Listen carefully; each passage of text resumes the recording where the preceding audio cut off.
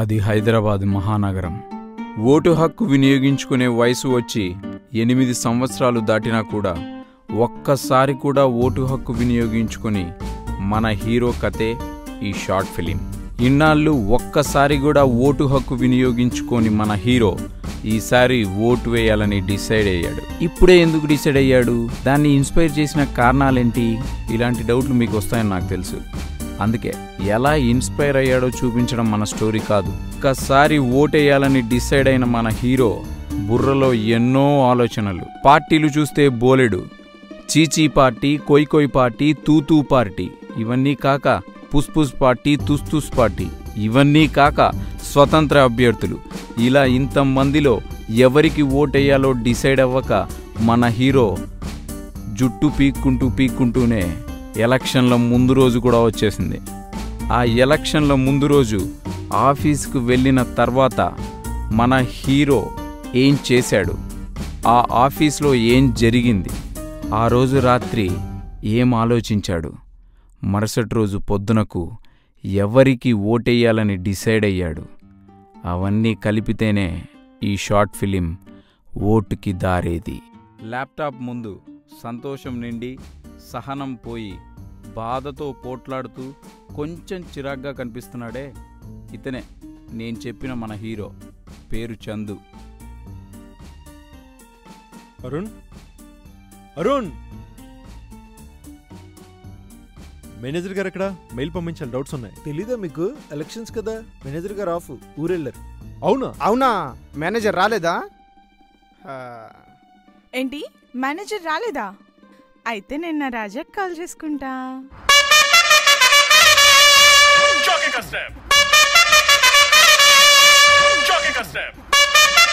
హే Bhargav, manager రా. మా manager గారు చాలా మంచివారు. ఆయన మాకు శాలరీలు కరెక్ట్గా ఇస్తారు, మమ్మల్ని చాలా బాగా చూసుకుంటారు. ఆయనకు ఒక్కగానొక్క భార్య, ఆమెకు ఒక్కగానొక్క భర్త.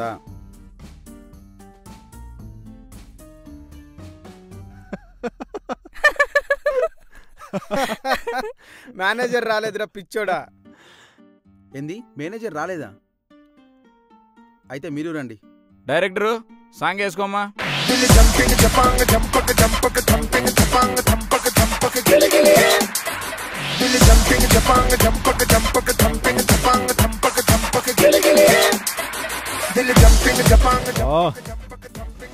రే ఆపండి రా, కూర్చోండి. ఇంతకి మా చేత డాన్స్ ఎందుకు చేయించావురా? ఐపీఎల్ ఏంటి? ఐపీఎల్ కాదు మామ, పీపీఎల్. పీపీఎల్ అంటే పొలిటికల్ ప్రీమియర్ లీగ్. రే ఇంతకీ విషయం ఏంటో చెప్పరా? మా మామ చీచీపాటిలోంచి తూతుపాటిలోకి మారాడురా. అందుకే ఈ జంపింగ్ జపాంగ్. అందుకే మా మామ తూతుపాటిలోకి మారాడు. పర్లే, అయినా మా మామ తుడుచుకొని పోయారా కనలే. మామ ఈరోజు పిచ్చి టైంపాస్ రా. అబ్బా, మొన్న కొయ్కై పార్టీ మీటింగ్కి వెళ్ళా కదా, అబ్బాబ్బబ్బా ఏం చెప్పారు, ఏం వాగ్దానాలు.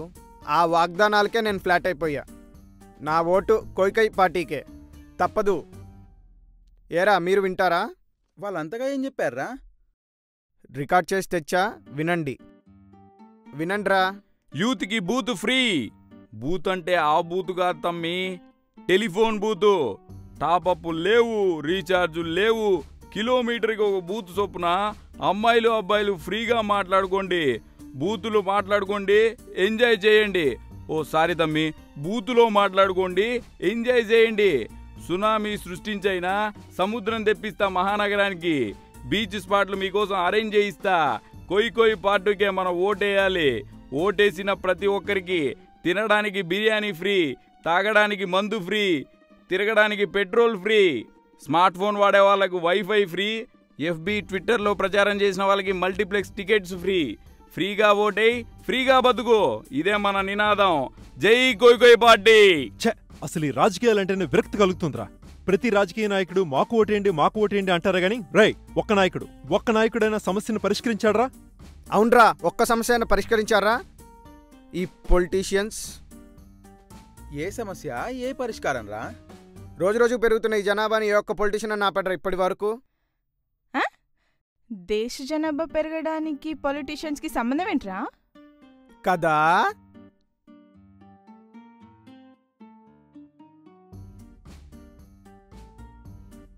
రై ఒక్క విషయం అడుగుతాను చెప్పండిరా. ఇన్ని సంవత్సరాలు బట్టి మీరు ఓట్లు వేస్తున్నారు కదా, ఇన్ని సంవత్సరాలు బట్టి నన్ను ఎందుకు ఓటు వేయట్లేదని అడుగుతున్నారు కదా. ఈ సంవత్సరం మీ కాన్స్టిట్యున్సీలో నిలబడుతున్న ఎమ్మెల్యేలు ఎంపీల గురించి నిజంగా మీకు తెలుసా? స్వత నువ్వు చెప్పు. ఎందుకు తెలీదు? లండన్ లవంగం గారు. ఎందుకు తెలీదు? పన్నీరమ్మ గారు. సపోర్ట్ అమ్మా. లండన్ లవంగం. శ్వేత, లండన్ లవంగం గురించి నీకు తెలుసా? అసలు ఆయన మీ ఏరియాలో ఎప్పటి నుంచి ఉంటున్నారు? ఎందుకు తెలీదు? ఇండియాలో పుట్టారంట, లండన్లో పెరిగాడంట, మొన్ననే వచ్చాడంట, నిన్ననే సీట్ ఇచ్చారంట, ఈరోజే పోటీ చేస్తున్నారంట, రేపు డబ్బులు కూడా పంచుతారంట. ఏం భార్గవ్, సపోర్ట్ అమ్మ గురించి నీకేం తెలుసు? ఆమె అక్కడెక్కడో పక్క రాష్ట్రంలో పుట్టింది, మొన్ననే ఇక్కడికి వచ్చింది, చీరల నగలు మస్తు వంచింది, అంతే తెలుసు. అసలు మంచి లీడర్ ఎలా ఉండాలో మీకు ఎవరికైనా తెలుసా అసలు? A leader should come from people's hearts, but not from currency notes.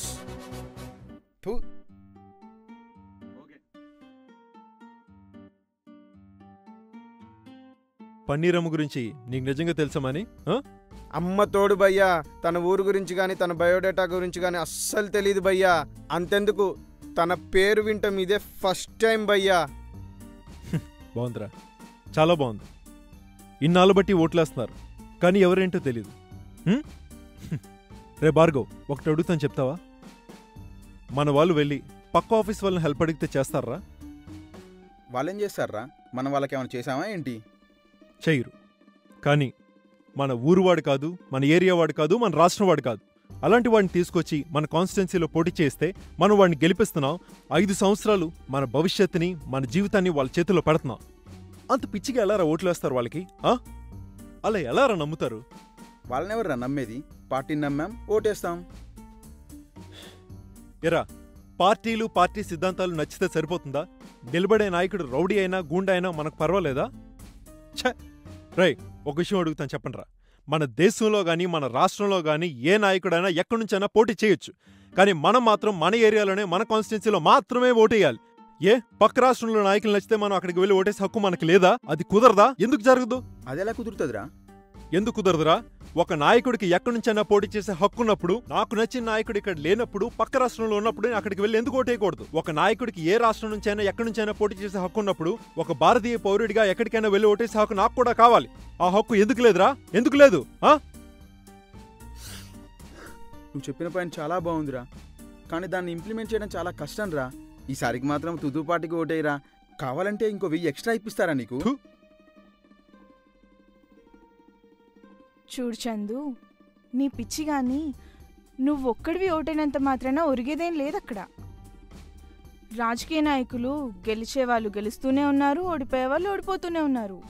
మా రాజా చెప్పినట్టు వాళ్ళిచ్చే 3000 తీసుకొని పండగ చేసుకున్నామా, ఓటేసామా అన్నట్టు ఉండాలి. నలుగురితో పాటు నారాయణ.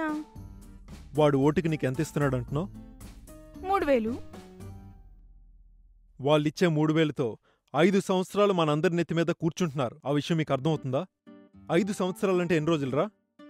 రై, సంవత్సరానికి ఎన్ని రోజులుంటాయి? 12. రై, నేను అడుగుతుంది నెలలు కాదు, రోజులు. అది సర్లే ఆపు, నేను చెప్తా.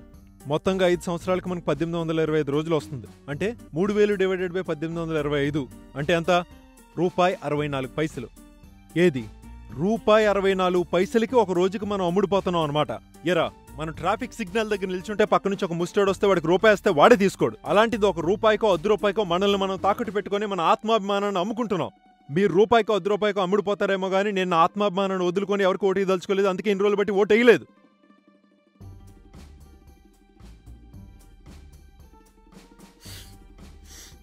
నువ్వెందుకు ఏడుస్తున్నావు? అందుకేరా మా నాన్న తెలివైన వాళ్ళతో స్నేహం చేయొద్దన్నాడు. నేను చెప్పాల్సింది చెప్పారా, నువ్వు చేయాల్సింది చెయ్యి. సరేరా, నువ్వు వెళ్తున్నావు, ఇంకా పదండ్రా.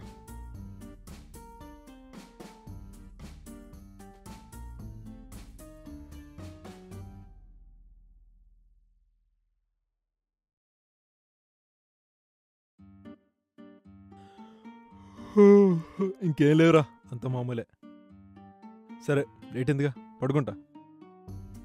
ఓకేరా, నేను కాల్ చేస్తాలే. బాయ్ రా, గుడ్ నైట్.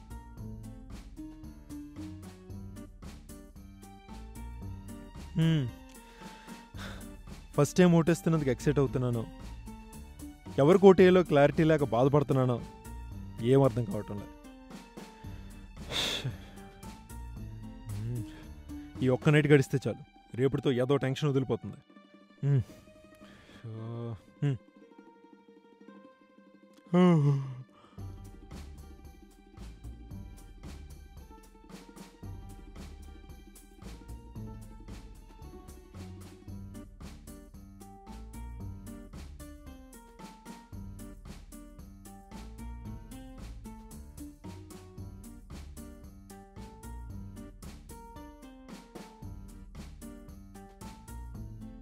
చీచీ పార్టీకే ఓటేయండి. కోకై పార్టీకే ఓటేయండి. కోకై పార్టీకే ఓటేయండి. కోకై పార్టీకే ఓటేయండి. కోకై పార్టీని గెలిపించండి. కోకై పార్టీని గెలిపించండి. కోకై పార్టీకే ఓటేయండి. కోకై పార్టీకి ఓటేయండి.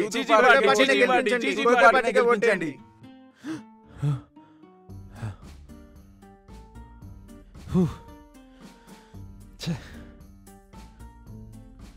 ఆఫీసులోనూ బయటే కాదు, ఆఖరి కళ్ళ కూడా వదిలిపెట్టడం.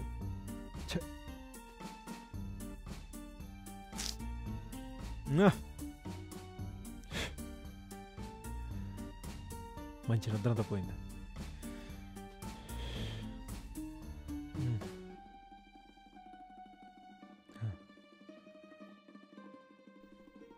దేశానికి ఏం చేశామని ఆలోచించే వాళ్ళకన్నా దేశానికి ఎవరన్నా ఏమన్నా చేస్తే బాగుండు, దేశం మారితే బాగుండు అని ఆలోచించే వాళ్ళే ఎక్కువ. మనం మారందే దేశం ఎలా మారుతుంది? నాయకత్వం అంటే వారసత్వం కాదు, ఒకరింటి బానిసత్వం కాదు. నాయకత్వం అంటే మానవత్వం నిండి సహజతత్వం తెలిసిన ఒక వాదం, ఒక లౌకిక నాదం. నాయకుడైన ప్రతివాడు వారసుడు కాదు, వారసుడైన ప్రతివాడు నాయకుడు కాదు. ఒకప్పుడు నేర చరిత్ర కలిగిన వాళ్ళంతా రాజకీయ నాయకులకు అండగా ఉండేవాళ్ళు. ఇప్పుడు వాళ్ళే రాజకీయాల్లోకి డైరెక్ట్గా వచ్చి నిలబడి మరీ గెలుస్తున్నారు. రీసెంట్గా జరిగిన సర్వేలో సైతం నేర చరిత్ర కలిగిన వారికే గెలిచే అవకాశాలు మెండుగా ఉన్నాయని తేలింది. ఆలోచించండి, మన దేశంలో రాజకీయ వ్యవస్థ ఎలా ఉందో.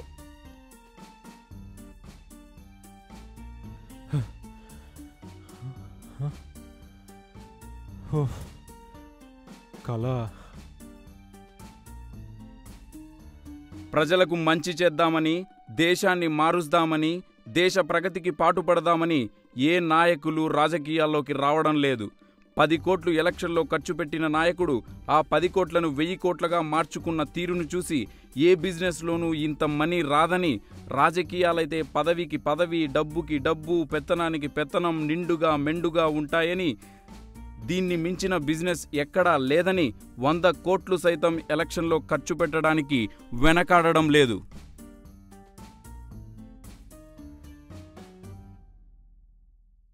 ఆరు సంవత్సరాలు హోటల్లో సర్వెంట్గా చేసిన వాడు హోటల్ ఓనర్ అవ్వచ్చు.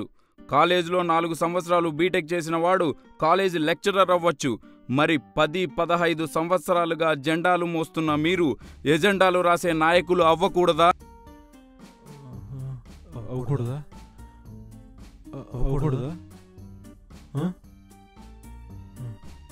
ఇప్పుడు మన ప్రియతమ నాయకుడు, యంగ్ కెరటం, యూత్ ఐకాన్ అయిన చందు గారు ప్రసంగిస్తారు. అంటున్నారే, మీ ఓటు హక్కును మీరు వినియోగించుకోవడానికి మీరు తీసుకుంటున్నది లంచం కాదా? కుక్కకి బిస్కెట్ వేసినంత ఈజీగా ఈ రాజకీయ నాయకులు మనకు డబ్బులిస్తున్నారు. అందరూ తినేవాళ్లే, తినకుండా ఎవరు చేస్తారు? తక్కువ తినేవాడికే మనం ఓటేద్దామని మనం అనుకుంటున్నాం. రాజకీయ నాయకులు పెట్టిన ప్రతి సభకి జనం వస్తుంటారు, ఇచ్చిన ప్రతి పార్టీ డబ్బులు తీసుకుంటారు.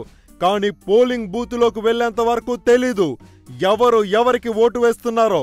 ఇలాంటి నీతి నిజాయితీ లేని జనం గురించి మనం ఎందుకు ఆలోచించాలని ప్రశ్నిస్తున్నారు ఈ రాజకీయ నాయకులు మనల్ని. పేదల్లో ఒకటిగా పుట్టి ఒకటిగా పెరిగి చాలని డబ్బుతో సంసారాన్ని ఈతూ పార్టీ ఎదగాలని తప్పించే మీకన్నా ఏసీల్లో కూర్చొని పార్టీలు జరుపుకుంటూ ఎవరికి బిస్కెట్ ఎలా వేద్దామా, ఎవరిని ఎలా చిత్తు చేద్దామా అని ఆలోచిస్తూ చెత్త రాజకీయాలు చేస్తున్న వాళ్ళకు బాగా తెలుస్తాయా మీ కష్టాలు? ఏ పార్టీ గెలుపోటములైనా ఆ పార్టీ కార్యకర్తలపైన ఆధారపడి ఉంటుంది. కార్యకర్తలైన మీరు వాళ్ళిచ్చే తాయిలాలకు లొంగి వాళ్ళు చెప్పే తప్పుడు మాటలు వింటున్నంత కాలం మీరు మారరు. మిమ్మల్ని వాడుకుంటున్న రాజకీయ నాయకులు మారరు, దేశం మారదు. కానీ మిమ్మల్ని, మీ పార్టీ నాయకుల్ని నమ్మి ఓటేసే జనాలు మాత్రం మోసపోతూనే ఉంటారు, మోసపోతూనే ఉంటారు, మోసపోతూనే ఉంటారు.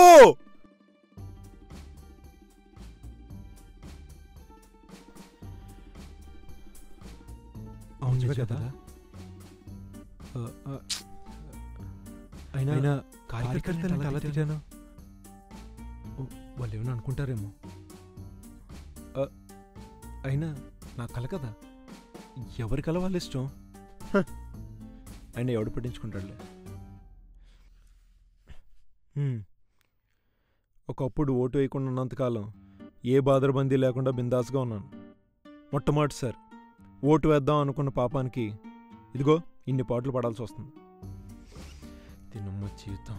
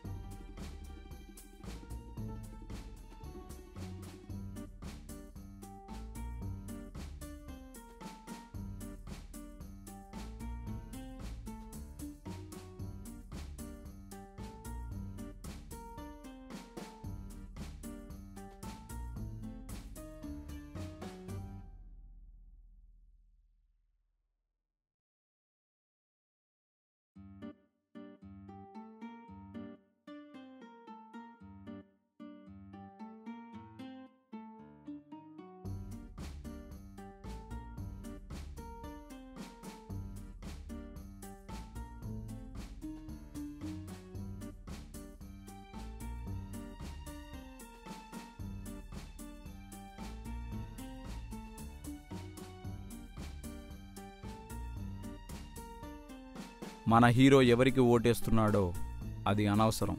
మనం ఎవరికి ఓటేస్తున్నామో అది ముఖ్యం. ఓటు వేయడం మన హక్కు. అసలైన నాయకులకి ఓటేసి దేశ ప్రగతికి పాటుపడదాం. ఆలోచించండి, ఆలోచించి ఓటేయండి.